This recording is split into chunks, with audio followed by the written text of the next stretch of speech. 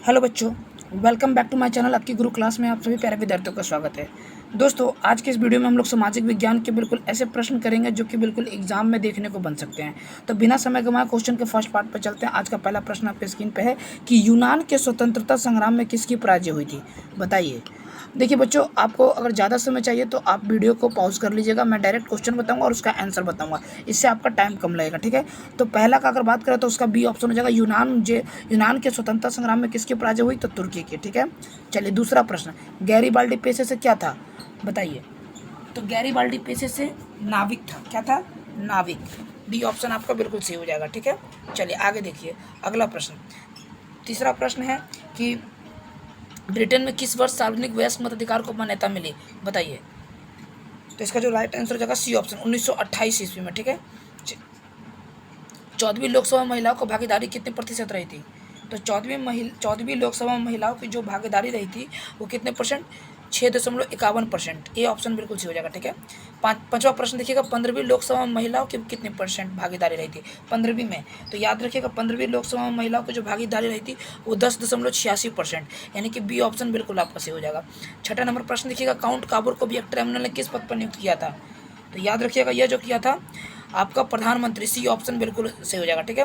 चलिए सातवां नंबर, प्रथम इंटरनेशनल की बैठक जो है वो आपके कहाँ हुई थी, बताइए। तो याद रखिएगा ये लंदन में हुई थी। डी ऑप्शन आपका बिल्कुल सही हो जाएगा, ठीक है। 8 नंबर प्रश्न देखिएगा कि 1917 में पहली रूसी क्रांति को किस नाम से जाना जाता है? तो याद रखिएगा ये फरवरी की क्रांति के नाम से जाना जाता है। ये ऑप्शन आपका बिल्कुल राइट हो जाएगा। 9 नंबर देखिएगा, फ्रेंच इंडो चाइना की स्थापना किस वर्ष हुई थी?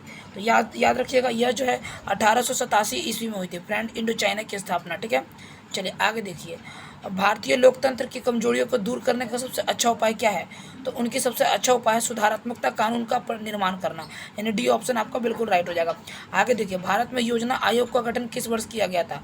तो याद रखिएगा भारत में योजना आयोग का गठन जो है वो किस वर्ष किया गया था? तो ये 15 मार्च 1950 को ए ऑप्शन में किया गया था, ठीक है। समझ गए बच्चों। चलिए अगला प्रश्न देखिएगा, प्रश्न नंबर है 12वां नंबर, भारत की आर्थिक व्यवस्था कैसी है? तो भारत की आर्थिक व्यवस्था जो है वो मिश्रित व्यवस्था है, ठीक है। सी ऑप्शन बिल्कुल आपका राइट हो जाएगा। 13 नंबर, किस क्षेत्र के तृतीय क्षेत्र कहा जाता है? तो याद रखिएगा बच्चों, तृतीय क्षेत्र किसे कहा जाता है? तो वो सेवा क्षेत्र को तृतीय क्षेत्र कहा जाता है, ठीक है। 14 नंबर, वियतनाम में रहने वाले फ्रांसीसी नागरिकों को क्या कहा जाता है, बताइए। तो वियतनाम में रहने वाले फ्रांसीसी नागरिकों को कोलोन कहा जाता है। सी ऑप्शन आपका राइट हो जाएगा। चलिए आगे देखिए 15 नंबर प्रश्न है कि हिंद स्वराज की पुस्तक किनके द्वारा लिखी गई थी, बताइए। हिंद स्वराज की पुस्तक जो है किनके द्वारा लिखी गई थी? ये आपका डी ऑप्शन, मोहनदास करमचंद गांधी के द्वारा लिखी गई थी। 16 नंबर, खलीफा पद की समाप्ति तुर्की कब की गई थी? खलीफा पद की समाप्ति तुर्की में कब की गई थी? तो यह जो की गई थी आपकी 1924 ईस्वी में। ए ऑप्शन आपका सही हो जाएगा। स्वराज दल के अध्यक्ष कौन थे? तो स्वराज दल के अध्यक्ष की अगर मैं बात करूं तो ये आपके मोतीलाल नेहरू थे। बी ऑप्शन आपका सही हो जाएगा। 18 नंबर, 2012 से 13 में भारत का प्रति व्यक्ति वार्षिक औसत आय कितनी थी? तो ये जो थी कितनी थी बच्चों? तो याद रखिएगा 68,747 रुपये, यानी डी ऑप्शन बिल्कुल सही हो जाएगा। आगे देखिए, दादा भाई नौरोजी ने के अनुसार 1868 में भारत की प्रति व्यक्ति वार्षिक आय कितनी थी? तो दादा भाई नौरोजी के अनुसार 1868 में भारत की प्रति व्यक्ति वार्षिक आय जो थी वो आपकी कितनी थी? 20 रुपये थी, यानी कि ए ऑप्शन आपका बिल्कुल सही हो जाएगा, ठीक है। आगे देखिए, मुद्रा का प्रयोग से किसको लाभ हुआ है? तो मुद्रा के प्रयोग से बच्चों किसको लाभ हुआ है? ये लाभ हुआ है उपभोक्ता को और उत्पादकों को, यानी कि बी ऑप्शन बिल्कुल सी ऑप्शन हो जाएगा सही। ए बी दोनों को लाभ हुआ है, ठीक है। आगे देखिए, मुद्रा का प्रयोग किसको प्रोत्साहन मिला है? मुद्रा के प्रयोग से जिसको प्रोत्साहन मिला है वो किसको मिला है? तो वो इनमें से तीनों को मिला है, ठीक है। बचत को भी मिला है, पूंजी निर्माण को भी मिला है, ऋण का लेन देन को भी मिला है, ठीक है। आगे देखिए, बम्बई में पहला कपड़ा मिल कब खुला था? तो बम्बई में कपड़ा मिल जो है वो आपका 1854 ईस्वी में खुला था, ठीक है। डी ऑप्शन आपका बिल्कुल सही हो जाएगा। आगे देखिए, 1907 में जे.एन. टाटा ने भारत का पहला लौह और इस्पात संयंत्र किस जगह स्थापित किया था?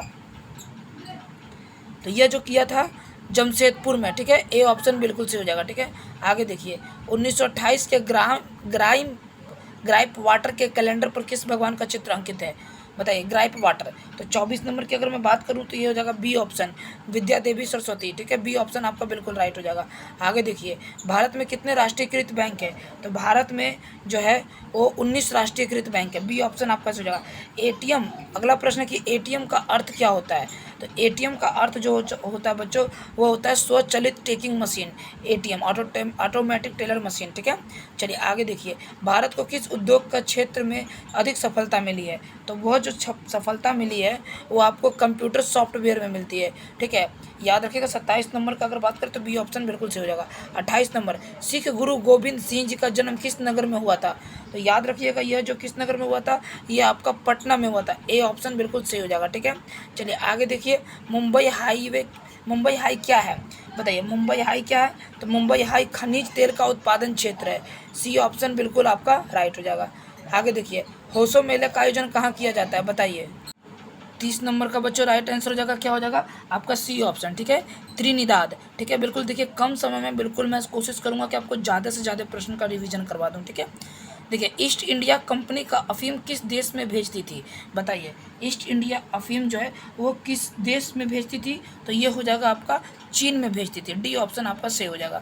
आगे देखिए, सेवा क्षेत्र का निर्माण होता है, इनमें से कौन सा सेवा क्षेत्र का निर्माण में आएगा? तो देखिए बच्चों, मेरे अंदाज से नहीं, मैं कंफर्म हूँ, परिवहन सेवा भी एक सेवा क्षेत्र में, संचार सेवा भी सेवा क्षेत्र में, वाणिज्य सेवा भी सेवा क्षेत्र में, इस हिसाब से डी ऑप्शन आपका बिल्कुल सही हो जाएगा, ठीक है। चलिए आगे देखिए, विश्व व्यापार संगठन की स्थापना किस वर्ष हुई थी? तो विश्व व्यापार संगठन की स्थापना जो है आपका 1995 में हुई थी, यानी कि सी ऑप्शन आपका बिल्कुल राइट हो जाएगा। 34 नंबर, राजनीतिक दल देश में सीजरशाही से हमारी रक्षा का सर्वोत्तम साधन है, यह उक्ति किसकी है? बताइए। तो यह जो है आपकी किसकी है बच्चों? तो याद रखने वाली बात है, यह जो है आपकी लॉस्की की है, बी ऑप्शन आपका बिल्कुल राइट हो जाएगा बच्चों, ठीक है, समझ गए। चलिए 35 नंबर देखिएगा, किस राजनीतिक दल के निर्माण के लिए निम्नलिखित में कौन एक बात आवश्यक नहीं है? इनमें से कौन सा वो एक बात है जो राजनीतिक दल के लिए आवश्यक नहीं है? तो इसमें जो है शिक्षित सदस्यता जो है, यह एक बात आवश्यक इन्होंने नहीं माना है, ठीक है। चलिए आगे देखिए, बिहार डैश में लिच्छवी गणतंत्र फला फूला, मतलब किस में लिच्छवी का गणतंत्र फला फूला? तो यह जो है इसका राइट आंसर हो जाएगा वैशाली, बिहार का वैशाली में लिच्छवी गणतंत्र फला फूला। 37 नंबर, लोकतंत्र एक उत्तरदायी और डैश सरकार है, कैसी सरकार है? तो यह जो है आपकी वैध सरकार है, ए ऑप्शन हो जाएगा सही। वैश्वीकरण से भारत को क्या लाभ होने की संभावना है? तो ये इनमें से सभी के लाभ होने की संभावना है, कुशलता में वृद्धि, रोजगार के अवसरों में वृद्धि, उत्पादकता में वृद्धि, सभी में लाभ होने की संभावना है वैश्वीकरण से। राष्ट्रीय मानवाधिकार आयोग की स्थापना कब हुई थी? बताइए। तो राष्ट्रीय मानवाधिकार आयोग की स्थापना जो है वो आपकी 1993 ईस्वी में हुई थी, ठीक है, सी ऑप्शन हो जाएगा। वृहत उत्पादन व्यवस्था किस देश में आरंभ की गई थी? तो यह जो की गई थी आपकी कब की गई थी? अमेरिका में की गई थी, ठीक है। आगे देखिए, किस भारतीय समाचार पत्र ने वर्नाक्युलर एक्ट से बचने के लिए रातों रात अपनी भाषा बदल ली थी? बताइए। तो यह जो इसका राइट आंसर हो जाएगा बच्चों, वो हो जाएगा बी ऑप्शन, अमृत बाजार पत्रिका, ठीक है। चलिए आगे देखिए, 19वीं शताब्दी में किसने बेलनाकार प्रेस का आविष्कार किया? बताइए किसने किया? तो यह जो करने वाले व्यक्ति थे रिचर्ड एम हो, ए ऑप्शन आपका बिल्कुल सही हो जाएगा, ठीक है। चलिए आगे देखिए, भारत में 2001 में कितने प्रतिशत भौगोलिक क्षेत्र का वन का विस्तार है? तो यह जो है कितने परसेंट? यह आपका हो जाएगा 19 से 21%, बी ऑप्शन आपका बिल्कुल राइट हो जाएगा, ठीक है। चलिए आगे देखिए, भारतीय कृषि का राष्ट्रीय उत्पाद में योगदान कितना है? तो इसमें है 22%, ठीक है, बी ऑप्शन आपका सही हो जाएगा। आगे देखिए, ISI का प्रतीक हमारी रक्षा करता है किस चीज़ से? तो यह जो करता है नकली और गैर मानक उत्पादों से हमारी ISI का सिंबल जो है वो हमें रक्षा करता है, हमारी रक्षा करता है। भूकंप किस प्रकार की आपदा है? तो भूकंप एक प्रकार की प्राकृतिक आपदा है, ठीक है। चलिए आगे देखिए, नदियों में बाढ़ आने का प्रमुख कारण क्या है? तो नदियों में बाढ़ आने का प्रमुख कारण की अगर मैं बात करूं तो जल की अतिकता सबसे ज़्यादा महत्वपूर्ण मानी जाती है बाढ़ का रीजन, ठीक है। आगे देखिए, मीठे जल का सबसे ऊंची झील का क्या नाम है? तो मीठे जल की सबसे ऊंची झील का जो नाम है वो टिटिकाका झील का नाम है, टिटिकाका झील है, ठीक है। आगे देखिए, बांधवगढ़ राष्ट्रीय उद्यान किस राज्य में है? तो बांधवगढ़ राष्ट्रीय उद्यान जो है वो आपका मध्य प्रदेश में है बच्चों, ठीक है। आगे देखिए 50 नंबर, निम्नांकित में कौन लोह युक्त खनिज है? तो इसमें लोह युक्त खनिज की बात करें तो मैग्नीज जो है वो लोह युक्त खनिज है, ठीक है। आगे देखिए, इनमें कौन गुजरात का तेल उत्पादन केंद्र है? तो गुजरात का तेल का उत्पादन केंद्र की अगर बात करें तो वो अंकलेश्वर है, डी ऑप्शन आपका राइट हो जाएगा। आगे देखिए, इनमें कौन सा कथन सही है? तो बच्चों ये चारों ऑप्शन पढ़ने वाले हैं। अगर मैं बात करूं तो आप वीडियो पॉज करके पढ़ लीजिएगा। फिलहाल इसका आंसर मैं बता दूंगा, बेल्जियम की राजधानी जो है वो बेल्जियम की राजधानी ब्रुसेल्स में एक अलग प्रकार की सरकार गठित हो गई थी, यह बिल्कुल सही है। बाकी जो है वो तीनों आपके गलत है, ठीक है। चलिए आगे देखिएगा, अगला प्रश्न, भारतीय संविधान में अधिकारों की सूचियाँ हैं कितनी? तो यह जो है भारतीय संविधान में अधिकारों की सूचियाँ जो हैं वो 3 हैं, ठीक है। आगे देखिए, निम्नलिखित में कौन सा पंचायती राज के त्रिस्तरीय की संरचना का भाग नहीं है? कौन है जो त्रिस्तरीय पंचायती संरचना का भाग नहीं है? तो इसका अगर मैं बात करूँ तो डी ऑप्शन बिल्कुल राज्य परिषद जो है वो त्रिस्तरीय संरचना का भाग नहीं है। संघात्मक शासन व्यवस्था में क्या होता है बताइए, कैसी रहती है? तो याद रखिएगा, संघात्मक शासन व्यवस्था जो है वह जो होती है समस्त शक्ति एवं उनकी विभिन्न इकाइयों के मध्य विभाजित होती है, यानी कि सी ऑप्शन आपका बिल्कुल सही हो जाएगा। आगे देखिए, निम्नलिखित में राजनीतिक दल का प्रमुख हिस्सा कौन नहीं है? तो याद रखिएगा, राजनीतिक दल का हिस्सा चुनाव आयोग नहीं होती है, ठीक है। आगे देखिए, भारत को कितने भूकंपीय क्षेत्रों में बांटा गया है? तो भारत को जो भूकंपीय क्षेत्रों में बांटा गया है वो 5 भूकंपीय क्षेत्रों में बांटा गया है। वर्तमान में सबसे अधिक उपयोग होने वाली साधन कौन सी है? तो वर्तमान में सबसे अधिक उपयोग होने वाली साधन मोबाइल है, ठीक है। आगे देखिए, अगला प्रश्न है कि निम्नलिखित में कौन सा प्राकृतिक आपदा है? तो भूकंप एक प्राकृतिक आपदा है। आगे देखिए, निम्नलिखित में कौन सा भारतीय कृषि की विशेषता है? तो इसमें भारतीय कृषि की विशेषता की अगर मैं बात करूं तो जीवन निर्वाह भी है, खदान की प्रधानता भी है, उत्पादक में कम होना, ये विशेषता से डी ऑप्शन आपका सही हो जाएगा, ठीक है। चलिए आगे देखिए, वैश्वीकरण का प्रारंभ कब से माना जाता है? तो वैश्वीकरण का प्रारंभ जो है बच्चों वो आपको 18वीं सदी से माना जाता है, डी ऑप्शन आपका सही हो जाएगा। आगे देखिए, जूट उद्योग का सबसे अधिक कारखाना कहाँ मिलते हैं? तो जूट उद्योग का सबसे अधिक कारखाना हुगली तट पर मिलते हैं, सी ऑप्शन आपका राइट हो जाएगा। आगे देखिए, बिहार राज्य के किस क्षेत्र में चीनी का अधिकतर मिलें स्थापित है? तो बिहार राज्य में जो है सिवान चंपारण में चीनी के अधिकतर मिलें स्थापित है, ठीक है। आगे देखिए, अगला प्रश्न है कि आर्थिक विकास गैर आर्थिक कारक कौन है? तो आर्थिक विकास गैर आर्थिक कारण मानवीय संसाधन, डी ऑप्शन आपका सही हो जाएगा। आगे देखिए 65 नंबर, हिमसागर एक्सप्रेस कहाँ तक जाती है? तो हिमसागर एक्सप्रेस जो है वो आपका जम्मू से कन्याकुमारी तक जाती है, सी ऑप्शन हो जाएगा। आगे देखिए, बरौनी में किस मार्ग से कच्चा तेल पहुँचाया जाता है? तो बरौनी से जो है वो याद रखिएगा पाइपलाइन से कच्चा तेल पहुँचाया जाता है, सी ऑप्शन हो जाएगा। आगे देखिए, कोसी नदी घाटी परियोजना कब आरंभ हुई थी? तो कोसी नदी घाटी परियोजना जो 1955 में आरंभ हुई थी, डी ऑप्शन सही हो जाएगा। आगे देखिए, सत्ता की साझेदारी का प्रमुख कारण इनमें से कौन नहीं है? तो इनमें से जो है सरकार की निर्धक्ता कार्यकाल पूरा करने के लिए ये नहीं है, ठीक है। चलिए आगे देखिएगा, गंडक परियोजना का निर्माण बिहार के किस राज्य के स्थान पर हुआ है? तो यह जो है वो किस राज्य के स्थान पर हुआ है? यह हुआ था वाल्मीकि नगर में, ठीक है। आगे देखिए, यदि मानचित्र में क्रमानुसार पहली दूसरी समोच्च रेखाएं सटी सी, फिर उनसे दूर तीसरी चौथी समोच्च रेखाएं सटी सी और उनसे दूर पांचवी छठी समोच्च रेखाएं सटी सी रहे तो उसमें किस ढाल का पता चलता है बताइए? तो वो जो ढाल का पता चलता है वो आपका सीढ़ीनुमा ढाल का पता चलता है। आगे देखिए, मनुष्य के आर्थिक जीवन में सबसे महत्वपूर्ण क्या है?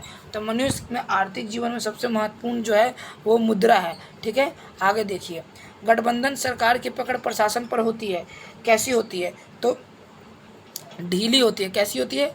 ढीली होती है। आगे देखिए, जनता दल यू पार्टी का गठन कब हुआ? तो जनता दल पार्टी का गठन जो है वो 2003 में हुआ। कब हुआ? 2003 में। आगे देखिए, वी आकार की समोच्च रेखाएं किस स्थलाकृति के प्रदर्शन के लिए खींची जाती है? तो वी आकार की समोच्च रेखाएं किस स्थलाकृति के प्रदर्शन के लिए खींची जाती है? तो वह खींची जाती है नदी घाटी के लिए, बी ऑप्शन हो जाएगा सही। आगे देखिए, निम्नलिखित में कौन पर्वतीय संसाधन है?